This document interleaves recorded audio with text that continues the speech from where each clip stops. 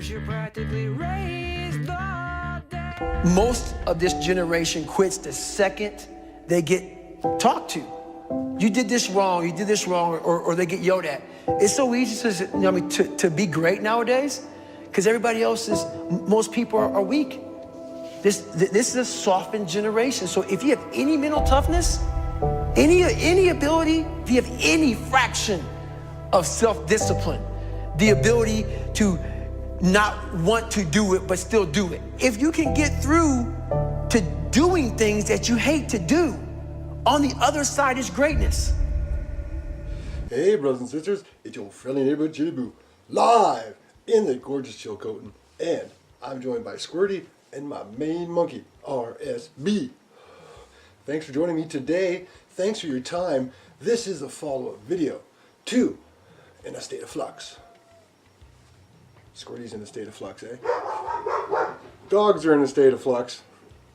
We opened up this episode with a short clip by David Goggins. If you don't know who David Goggins is, he is someone you could Google Goggins and find out, because he is an inspirational person.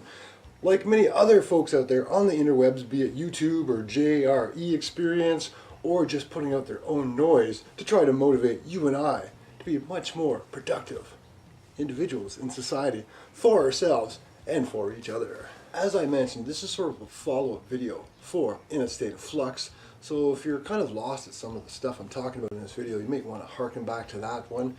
It's only about 14 or 15 minutes long, and it might give you some perspective as to why I'm going in this direction and talking about the things that we're talking about today.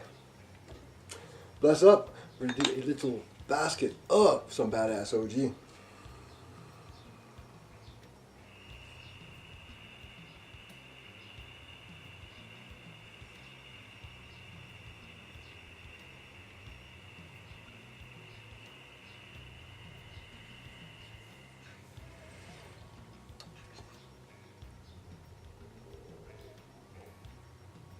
Tasty.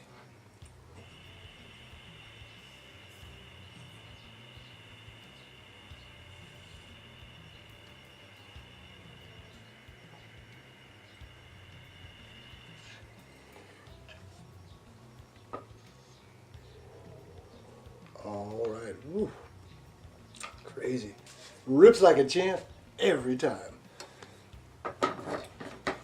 So, we have instituted a few things in our own personal lives, Mrs. Chilibu and I, because we do like to challenge ourselves.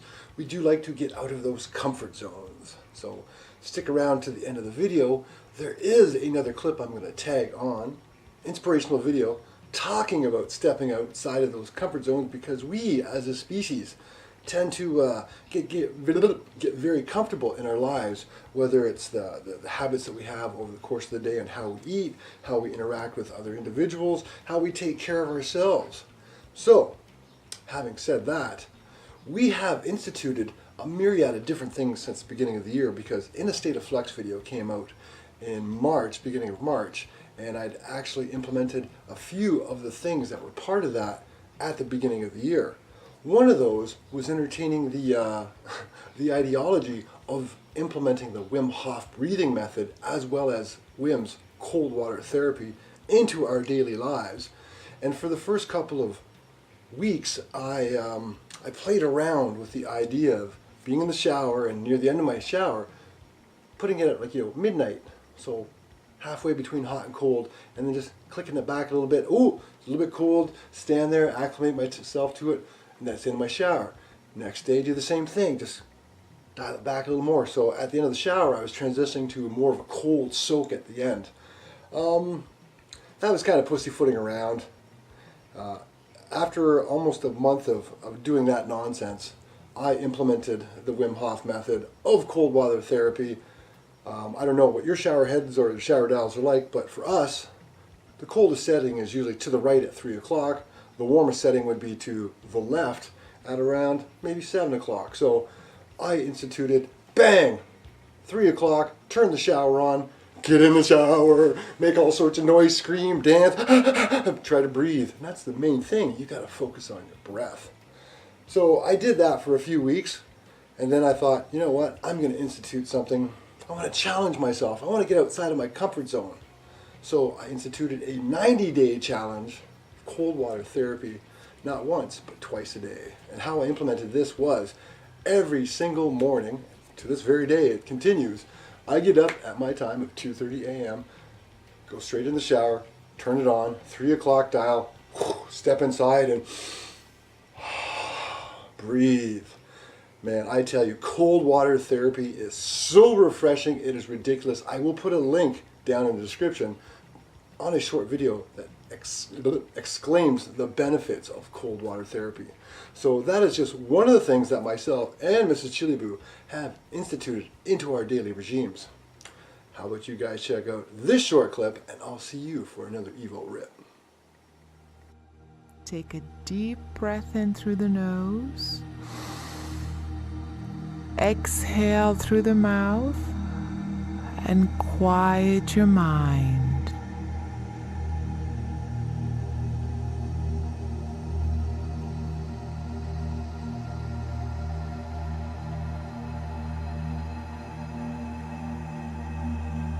Again, deep breath in through the nose.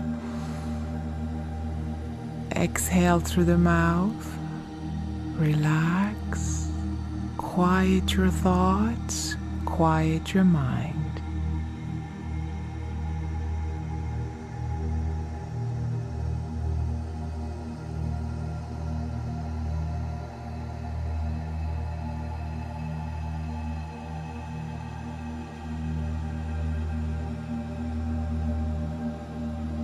Again, deep breath in through the nose.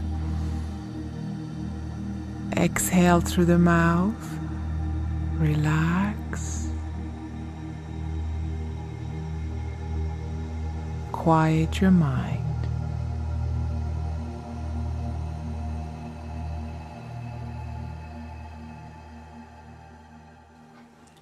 Now, the other thing that we've implemented, and there's several of them, was every day for I think it was about a month. Every single day, I instituted something different into our patterns and our habits of how we started the day.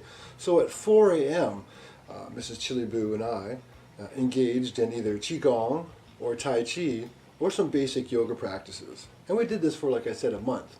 And then after a month, when Mrs. Chilibu had been acclimated, because she was kind of new to some of these practices where I've meditated in the past, done yoga and done Tai Chi and Qigong, tripping over my tongue today, must be the basket.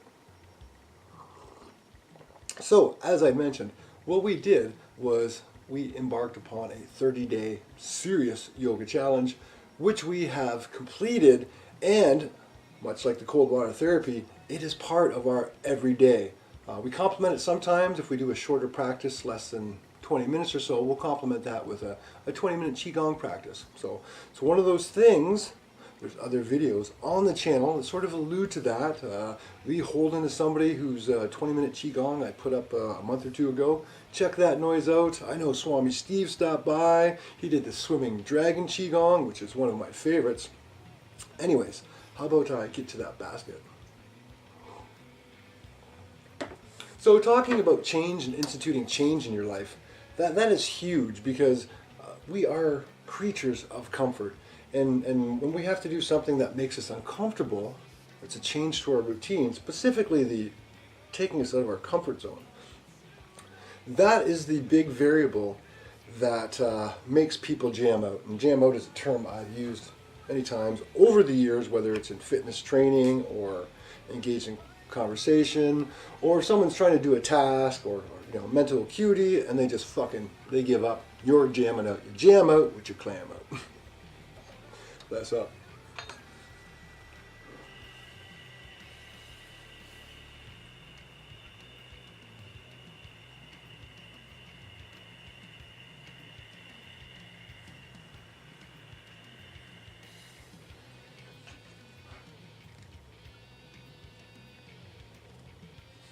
Yeah, good stuff.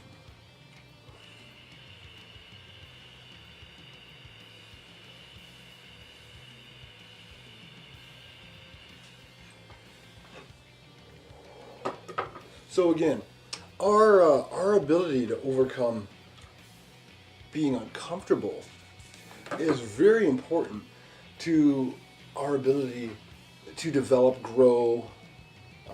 Again, we are all in that state of flux. Well, we are, and we should be. But if give you an example, gym I used to train at, there's a bunch of folks there, and every Friday was arms day. You go in and you curl and your triceps and you do all these things for your arms, right? Every fucking Friday without fail. And for the years that I was there, this is what happened on every Friday for a lot of the guys. It became a running joke for myself and some of the folks that trained like I did and trained under me. But hey, you're there and you're doing something. But the problem with that is your body acclimates really, really quickly to physical exertion. So if you were doing 3 sets of 10, right, of X amount of weight, after about 3 weeks to a month, your body's like, oh, we're going to the gym today, and this is what I expect. Changing the amount of sets you do, the amount of weight, the tempo, slowing it down, changing all these variables, harkens to something called muscle confusion principle. And that helps your body continually adapt and keep growing and hopefully get a little bit stronger and so forth. But again, you got people that are going to the gym, on this day I do this body part, this day I do this body part, and this day I do this body part. I rest on these days, I rest on these days. This is how I eat. So literally it's this little cookie cutter existence. And again, you're doing something, but you get comfortable in your routines and what your life is like on a day-to-day basis. And that's when stagnation comes in. There's a term that's used in physical fitness and training. It's called plateauing. You get to a point when you're training, and unless you're doing something progressive, you plateau and you just stay at the same place. And I see this all the time. Again, you could be doing something as basic as doing a push-up. And if you're doing push-ups really, really, really fast all the time, and then you change it so you go really, really slow, or you put a pause, or you change your hand positions, all sorts of different variables, then you continue to be progressive with the development of your push-ups. I digress, though.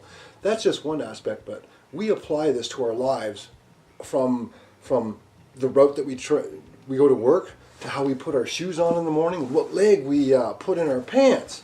Little things like that. Something as simple as, I'm predominantly right-handed, even though I'm somewhat ambidextrous. But from time to time, I'll brush my teeth with this hand. Or one of the things I do all the time is, when I'm going to go put my pants on or my shoes on, at the last minute, I decide which one's going on. I try to mix it up so it's not always the same thing. And that's firing those synaptic reflexes in your brain, making your gray matter work. All right. Hey, I'm getting ranty. Check out this clip. I'll see you guys, and we'll finish off that doobie. We can meditate everywhere, anytime. Even 3 seconds, 2 seconds, while you're walking, while you're having coffee and tea, while you're having meeting, so you can meditate. Many people has a little bit misunderstanding about meditation. They think meditation meaning think of nothing, concentrate. So push too much.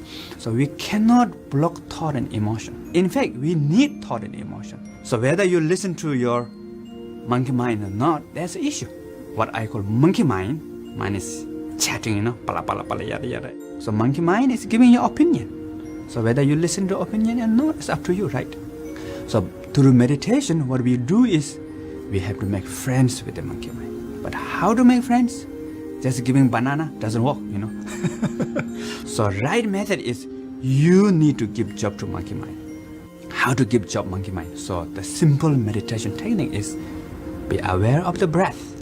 So you ask monkey mind, hello, what's breath? So monkey mind says, yeah, good idea. And be aware of breath. Breathing in, breathing out, breathing in. There's a lot of thought comes at the background. Don't care, no problem. So as long as if you're not forget your breath, anything is okay. No need too much concentration. Just simply be aware of your breath. Breathe in, out, in, even 2 breath, 1 breath. So therefore, we can meditate everywhere, anytime. Hey, how's it going? The other thing that I have studied and did research for the last year and change on is intermittent fasting. some of you may be aware of what intermittent fasting is, IF. Just before I segue into that, back on the island at this gym I trained at, I had a friend of mine, Dougie the chicken fucker, several years older than me. Shit. At 50 years old, this guy was just ripped, shredded. Anything that I could do, he could do. Fantastic client, great, one of my best training partners ever. He got his son into physical fitness. It was fantastic. But the thing about Dougie was the fact that he ate once a day. He ate once a day. And, we used to joke about that with him. But he was optimizing something at that time that was new to me, that was cron. Caloric restriction, optimizing nutrition. So Dougie ate once a day, and he would have his proteins, and different things. He wasn't like binging out on one type of food source or whatever, except Dougie ate a fucking shit ton of blueberries for their, health and antitoxicative compounds that are in them. Again, caloric restriction, optimizing nutrition. So, segueing back into intermittent fasting, I've known about intermittent fasting in a myriad of different forms and variables that are presented to us, and the two most common ones are, as explained with Dougie, is you're only eating one meal a day. And how that would work hypothetically is, say you have your dinner at 6 p.m., you finish eating your dinner at 6 p.m., you would not put a calorie in your mouth until, say, noon the following day. So if you're having a cup of coffee, you can't put any sugar or cream or anything in there. You can't put some medium chain triglycerides in there, anything, because anything that's got a caloric value that you put in your body that your body has to process breaks a fast. So you need to get that 18 hours of a fast in, and hypothetically with that scenario of stop eating at 6 p.m. and start eating at 12 noon, this is something that I'm going to try to implement. I've done it in little experimental ways and held back my meals because, again, I'm getting up at 2:30 in the morning, which is, it's just part of what I do for my gig and how I'm wired. I like to have my steel cut oats in the morning. I like to have a cup of coffee. I like to have my power coffee that I have shown you guys. Yeah, so I also am comfortable as fuck in the fact that even though we're not, rich folks, I got a roof over my head, and I got food in my cupboard at all times. We eat well. We eat really, really well. Not high-end food. We just eat really, really well.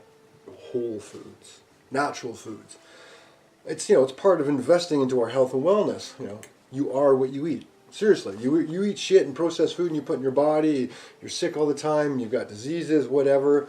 You're not, getting your body out there and moving in some way, shape, or form, whether it's walking the dogs, going for the walks with your spouse, engaging in physical activities. If you're not doing these simple things, like seriously, if someone said to you, I can tell you how to improve your life and your health and your wellness, your mental acuity, everything across the board by doing something just as simple as possible.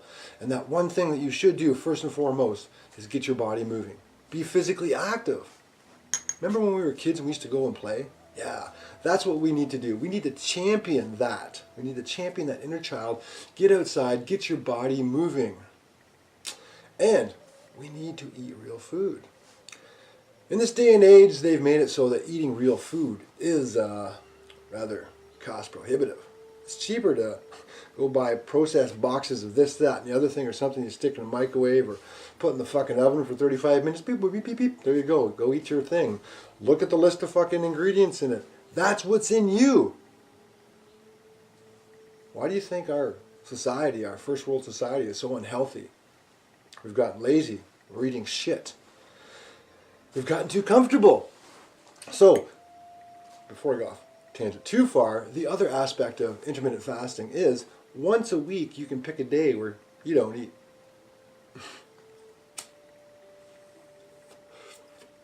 I have not tried that one. I have done some fasts where I've prolonged my eating, or I've ate to a certain point in time and stopped eating and then not ate to another point in time. I don't get miserable. It's an acclimation thing for me. I know that I have what it takes to, with anything I want to, I can just go, I'm going to do this, and then I fucking do it. I'm not prideful when I say I'm an individual that likes the fact that I say what I mean, and I fucking mean what I say. There's another video here that's several years old. It's called 673 Seconds, Put Up or Shut Up. And it deals with something, not something, but years ago I was addressing a topic of where people basically blah, blah, blah, and say a lot of shit, and they don't fucking do anything about it. I've seen this in physical fitness world, I've seen this in the business world, I've seen this in my personal world with my friends and family members. It's far too easy to just go blah, blah, blah, blah, and not back it up. If you can talk the talk, you better be able to walk the walk. All right, I think that's it for In a State of Flux update, where we're at, cold water therapy, links below, intermittent fasting, links below.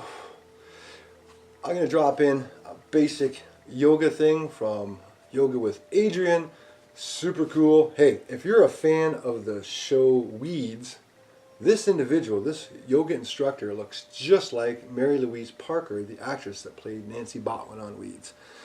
And she's got a cool dog, blue heeler named Benji. Basic yoga, get into it. And remember, it's not about trying to hit the poses or anything. It's about making that mind connection, and more importantly, it's about breathing. So, meditate, yoga, fast, cold water therapy. Be the change that you want to see in your life. Hey, I think there's a video called that on this channel too. So, till next time, you take care of yourselves. We'll take care of one another. Peace.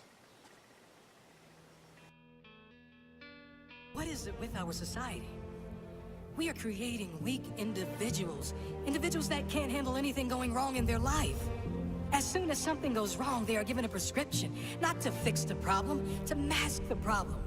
How about giving strategies to strengthen the mind? How about saying, okay, you've allowed your life to get to this point. Now take responsibility and dive deep into personal development. Learn why you feel this way, not because of the event. The scientific facts about why you feel the way you do, and what you can do to strengthen it. The moment they are criticized, rather than take any of it on board, rather than prove any of those people wrong, they give up. They attempt to defend the criticism with useless talk, but never with definitive action. The moment they are challenged, they crumble. The moment things get hard, they declare defeat. It must not be for me. It was their fault. If they didn't do this or treat me like this or say this, then I would have made it. No! You're just soft. You're weak. Tell yourself the truth. Because until you do that, until you look in the mirror and acknowledge that you are the problem, you'll never be able to grow into the person that is capable of achieving all those things you want. You are the problem, the only problem. Your mindset is the problem. Your attitude is the problem. It is no one else's fault, it's yours. If you want the good news, you are also the solution. You and only you. If you have character, that statement will change your life. If you have no character, you'll remain an average complaining hater like most other people. You are your only problem, and you are the only solution. Sure, big things happen. Tragic loss, things which no one would deserve. I'm not talking about those things. I'm talking about the people who are one job loss away from a breakdown. One relationship breakup away from depression. One argument ruins their entire week. Come on, people. This is not how to live. Even with the big stuff, if you have perspective, if you know who you are, if you really, really appreciate everything you do have, and believe everything is as it should be, all of those big things can be handled much better. Knowing your loved one would want you to be happy and move on. Knowing that living in pain and holding on to resentment is letting that person who did you wrong win. But letting go and living your life, loving your life, that is you saying, I won. That is you saying, I will not allow you to own any piece of my mind and spirit. That is true courage and mental strength. And I'm not saying avoid pain. Pain, suffering, failures, they are all part of every single person's life. There's varying levels of pain for sure. Some suffer more than others, but we all suffer at some level. Some choose consciously or unconsciously to live in that pain, and some decide to move on. You deserve to move on. Mental strength comes from those struggles. It is formed from pain. It is increased when you refuse to give up at times when most others would. It grows when you keep going, when things seem impossible. It grows when you push one more time past what you thought was your limit. It grows with consistency. That is mental strength. Excuses are for weak individuals who have no heart. Take responsibility for where you are now and commit to do something, anything, whatever it takes to make sure your future is better. You do have the choice. You can make excuses and stay where you are, or you can take responsibility, take action, and get where you need to go, where you deserve to go.